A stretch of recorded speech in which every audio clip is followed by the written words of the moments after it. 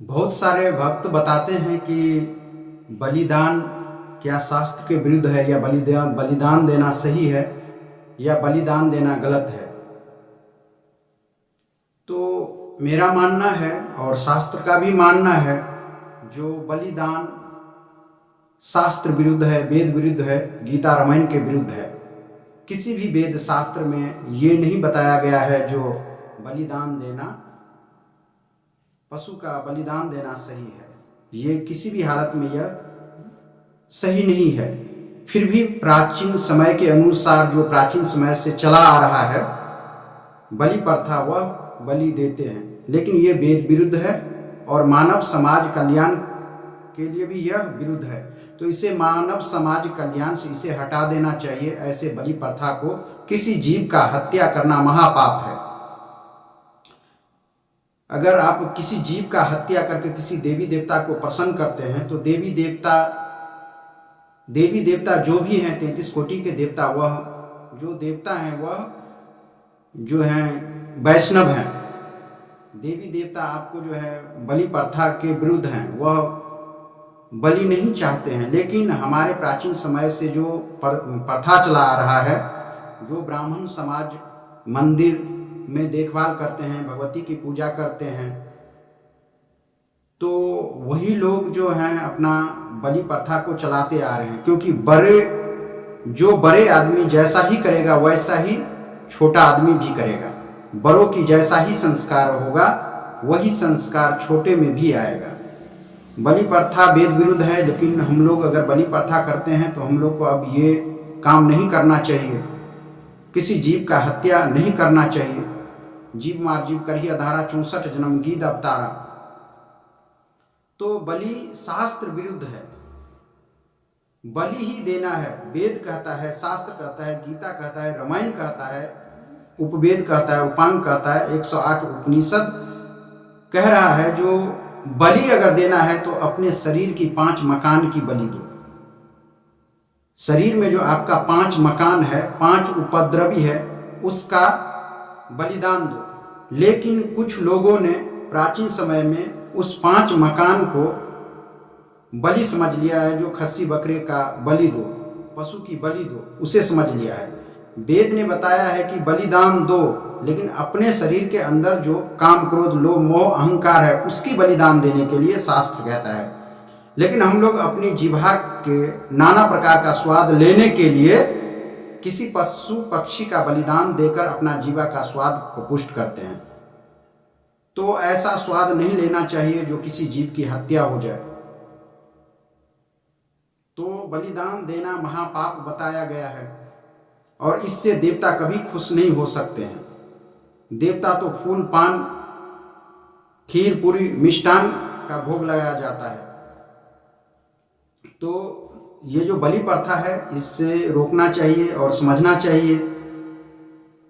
ये प्राचीन समय से चला आ रहा है, इसको छोड़ देना चाहिए। तो किसी भी पशु पक्षी को अगर बलिदान देते हैं तो उसका पाप का भागी आप स्वयं होते हैं। आपके बाल बच्चा और आपके आने वाला पीढ़ी पर भी वह पाप का दोष लगेगा। तो शास्त्र बोला है जो 5 मकान की बलिदान दो। काम क्रोध लोभ मोह अहंकार की बलिदान देने के लिए शास्त्र का है, लेकिन हम पशु पक्षी की बलि देते हैं देवता को खुश करने के लिए। ये कतई सही नहीं है। किसी भी हालत में यह सही नहीं हो सकता। बलिदान ही देना है। जैसे एकलव्य था, एकलव्य अपना अंगूठा का बलिदान दिया था गुरु द्रोणाचार्य के कहने पर। जैसे मान के चलिए सूर्यपुत्र कर्ण, सूर्यपुत्र जो कर्ण थे वह भी बलिदान दिए। अंगराज कर्ण के नाम से भी वह जाने जाते हैं, लेकिन वह अपना अंग को दान दिए, कानन कुंडल कवच को दान कर दिए, यानी कि अपना प्राण दान दे दिए। भगवान इंद्र को दे दिए, क्योंकि वह ब्राह्मण के भेष में आए थे, तो उन्हें कानन कुंडल कवच सारा दान कर दिए। दान करने का मतलब है अपना प्राण दान कर दिए। ठीक उसी प्रकार जो है राजा बलि थे। विश्व पुराण के अनुसार राजा बलि तीनों लोक दान कर दिए, भगवान के आगे नतमस्तक हो गए, अपना बल का दान कर दिए, अपनी शक्ति का दान कर दिए। तो बलिदान जैसे मोरध्वज राजा हुआ करते थे, वह भी अपने बच्चों का बलिदान कर दिए, फिर भगवान प्रसन्न हो गए।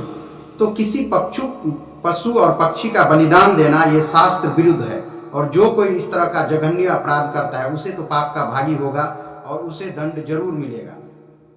इसीलिए किसी भी पूजा पाठ, गांव घर में अगर पूजा पाठ भी होता है, कहीं भी होता है, या भगवती का पूजा पाठ होता है, तो उसमें बलिदान दिया जाता है। यह जघन्य अपराध है, बलिदान होना ही नहीं चाहिए किसी भी सूरत में। जहाँ पर बलिदान होगा वहाँ पर देवता रह ही नहीं सकता है, उस मंदिर में, उस जगह पर देवता टिक नहीं सकते हैं, क्योंकि बलिदान बहुत बड़ा अपराध है, किसी जीव का हत्या करना अपना स्वाद के लिए।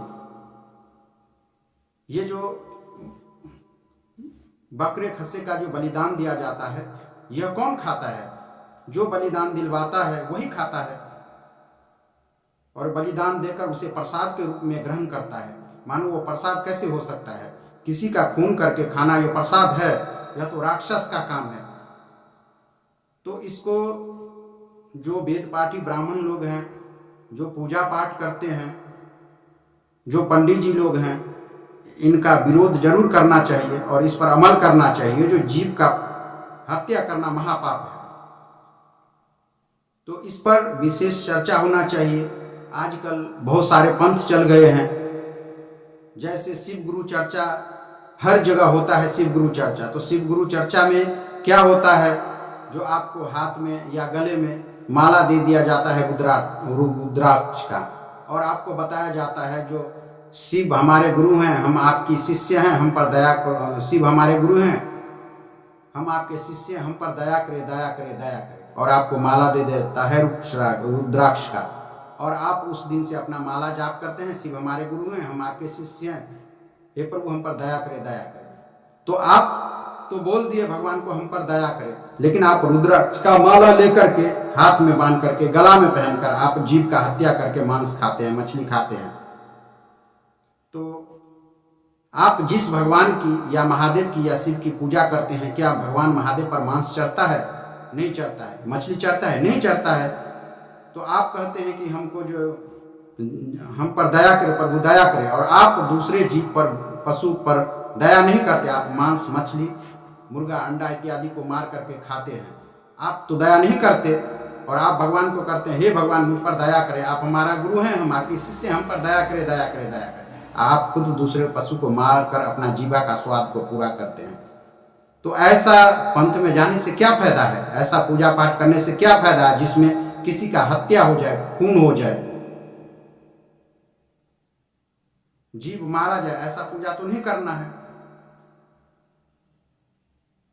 तो जीव मार, गोस्वामी तुलसीदास भी श्री रामचरितमानस में लिखते हैं, जीव मार जीव करही अधारा, 64 जन्म गीत अवतार।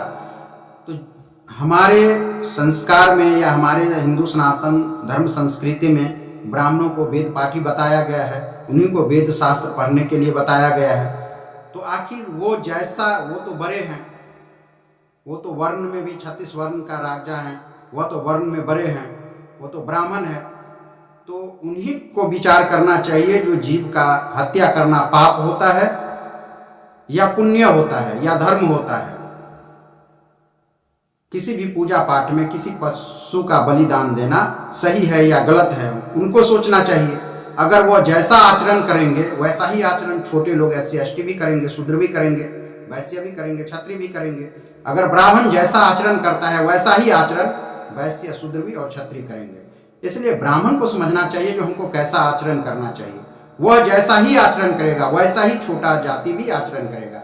छोटा जाति उन पर निर्भर रहता है कि वह ब्राह्मण है, वेद को जानता है, उपवेद को जानता है, उपनिषद को जानता है, वेदांत को जानता है, गीता रामायण को जानता है। आखिर उनको नहीं पाप लगेगा तो मुझे क्यों पाप लगेगा? मैं भी खाऊंगा।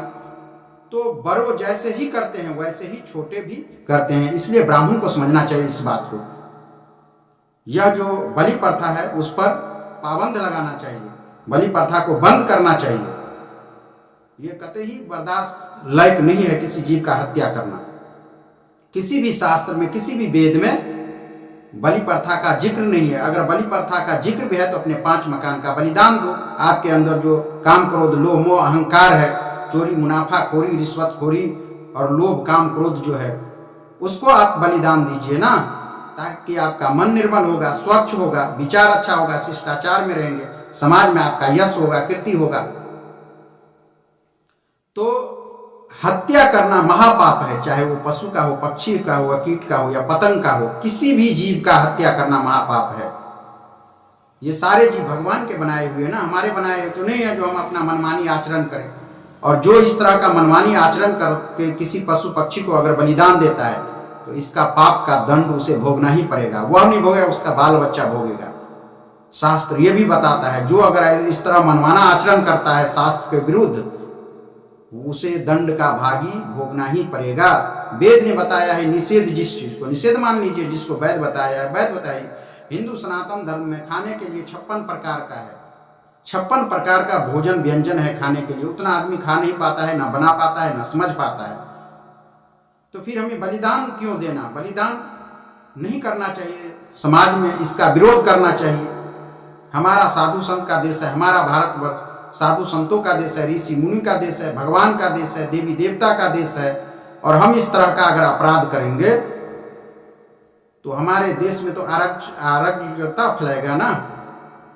जब हम ही विद्वान होकर हम अपना आचरण खराब कर लेंगे, चरित्र खराब कर लेंगे, विचार खराब कर लेंगे, अपना जिह्वा खराब कर लेंगे, तो फिर हमारे हिंदू सनातन धर्म कैसे बचेगा?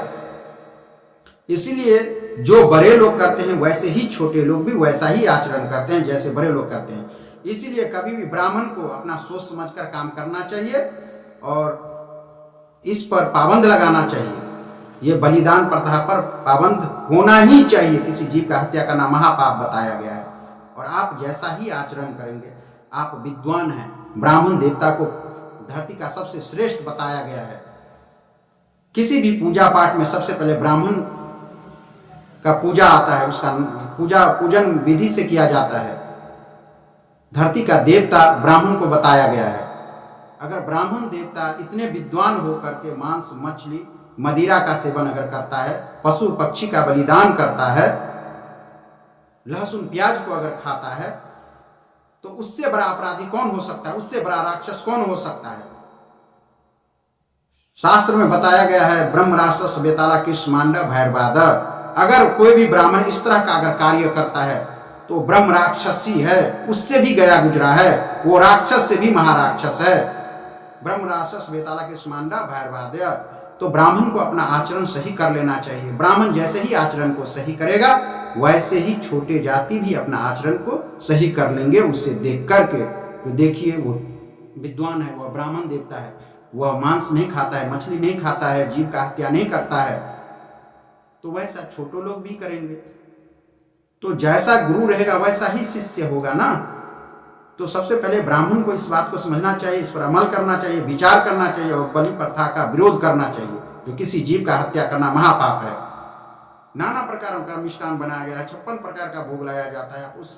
उस व्यंजन को खाइए ना, उस भोजन को खाइए ना, उसमें आनंद ही आनंद है। और जैसा खाइएगा अन्न वैसा ही होगा मन। और इस तरह का मीट मांस इत्यादि अगर खाते हैं तो आपका ईर्ष्या देश भावना शरीर में पैदा ही रहेगा। एक दूसरे से आप जलेंगे ही, एक दूसरे को देखकर आपको कष्ट काटना ही पड़ेगा, क्योंकि आप वैसा भोजन करते हैं, मांस मदिरा पीते हैं, मांस मदिरा को पीते हैं, मांस को खाते हैं, तो आपका ईर्ष्या देश भावना शरीर से कभी नहीं खत्म हो सकता है।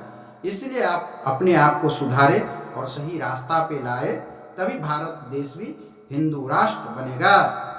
आज भारत में क्यों अलग अलग संप्रदाय बन गया है? संप्रदाय इसलिए बना है, आप ही के कारण बना है। बौद्ध धर्म अलग हो गया, जैन धर्म अलग हो गया, कबीर पंथ अलग हो गया।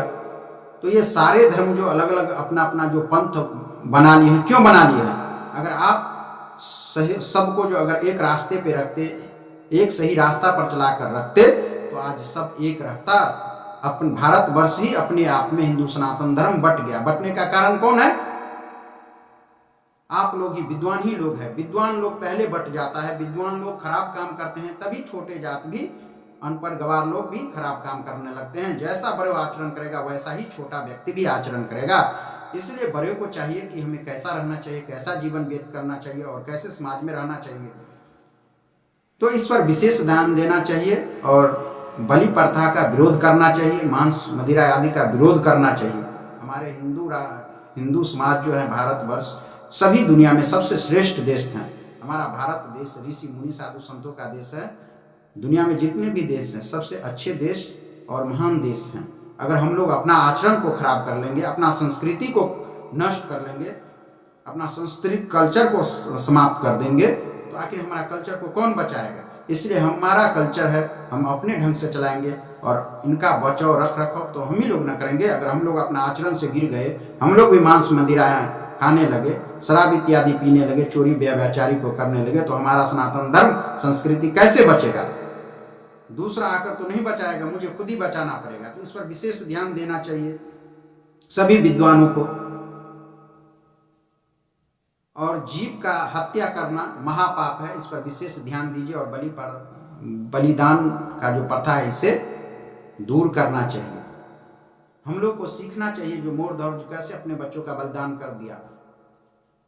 भगवान का परीक्षा था, कैसे अंगराज कर्ण, सूर्यपुत्र अंगराज कर्ण कानन कुंडल कवच को दान में दे दिया ब्राह्मण को।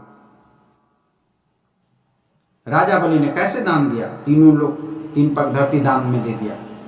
तो हम लोग का ईर्ष्या देश भावना दान में देना चाहिए। हमारे अंदर जो काम क्रोध लोभ मोह अहंकार है, ईर्ष्या देश भावना, उसको बलिदान कर देना चाहिए, तभी हमारा शरीर निर्मल होगा।